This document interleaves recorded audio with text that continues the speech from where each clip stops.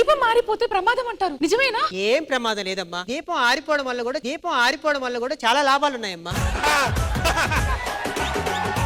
ఇది పెద్ద రోజు ఇది.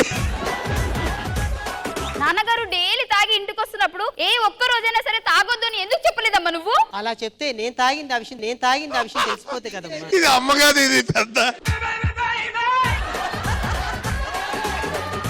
తినడానికి ఏం లేదా? నేను చెక్క చెక్క చేసేస్తావంట.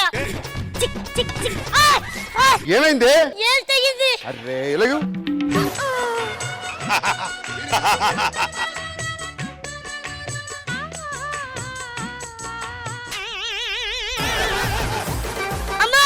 ఏమైందమ్మా?